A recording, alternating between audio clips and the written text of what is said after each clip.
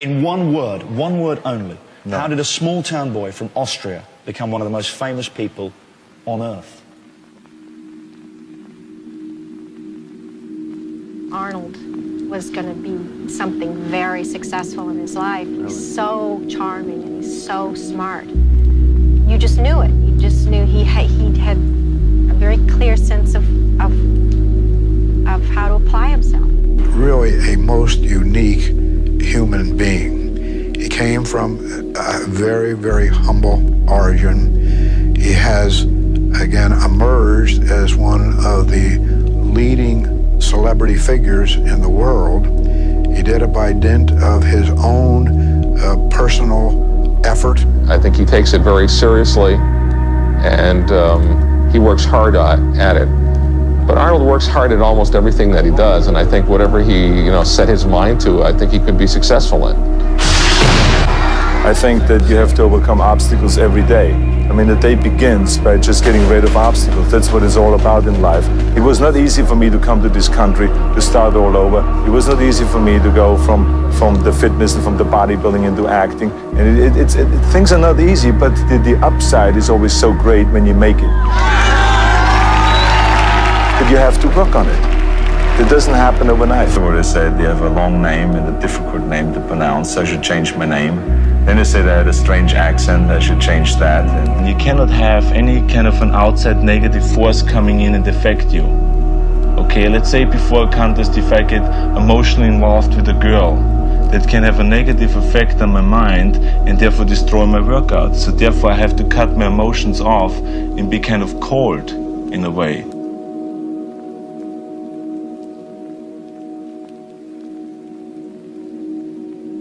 Growing up, you had no plumbing.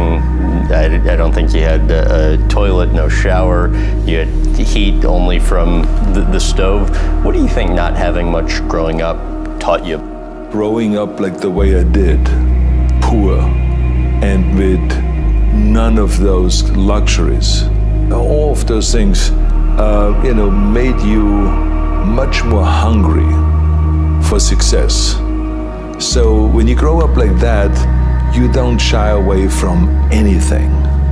I mean, working to me was kind of like never, oh my God, I have to work. I loved working. If it was in bodybuilding or making an endorsement here or an investment in an apartment building or starting a mail order business or getting into movies or doing this or doing that, it's like, wow, this is really amazing. But it took a lot of hard work, but I never shied away from work. And I think that my hunger and my desire and my fire in the belly, and that nothing could stop me, I think that comes from growing up the way I did. It doesn't matter who it is. The most successful person in the world can tell you honestly that they also had a tremendous amount of failures. It's not always just success. The key thing is that we learn from the failures actually more than from our successes. It doesn't matter if you talk about the best basketball player. I remember Michael Jordan one time said in an interview that he missed 9,000 shots. Here he was one of the greatest, if not the greatest basketball player in the world. So yes, you miss. Everyone has failures. So the key thing is that you learn from those failures and you move on. I had my failures in bodybuilding. I lost bodybuilding competitions. Most people only know my victories, which were a lot, but I've also lost. I lost in weightlifting. I lost in powerlifting. I embarrassed myself many times trying to lift the 500 pounds on a bench press in front of 2,000 people in a beer hall in Germany, and I failed and it crashed on my chest and I couldn't make it, but eventually I did make it. I lost, I had failures in the movie business. I remember I had a lot of movies that went through the roof, but then there were movies that went right in the toilet that were not as successful. Books that I came out with that were on the New York Times bestseller list, and then others that didn't, live up to the expectations and failed. I have failures also, I remember, in my personal life. And I learned from that, and then you move on again. What is important is that you get up. When you fall, the winner always gets up. and the loser stays down. That's what's the difference. So to me, the important thing is always that when you fail on something, get up, you dust yourself off, and you move on, and have again a great vision of which direction you want to go. Pick another goal and keep moving forward. You have to have tunnel vision. And you got to have blinders on and not to see anything that is on the left and the right side, and just really focus in what they call in golf and in tennis and all these ball sports, keep your eye on the ball. And when you do that, and when you focus that much on something, then of course you are not being able to enjoy all of the things that life has to offer, because you're so focused on this one thing. You have to focus on the thing that you really want to be the best at, and that's what I did. And I don't regret that at all, because you cannot be good in everything, and you cannot do everything and at the same time be a champion in one thing. There is no such thing. So I decided I wanted to be a champion. I decided that I wanted to go all out.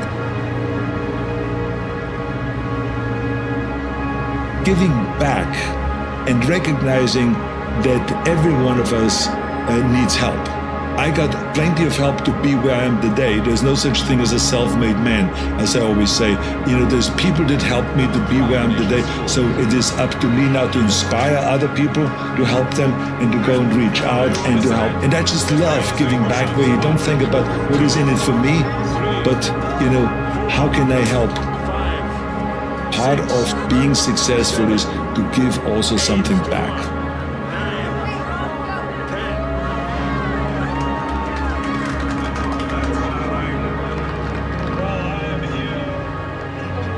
The more you create resistance to the person, the stronger that person gets. And the stronger your character gets, and the more you can endure.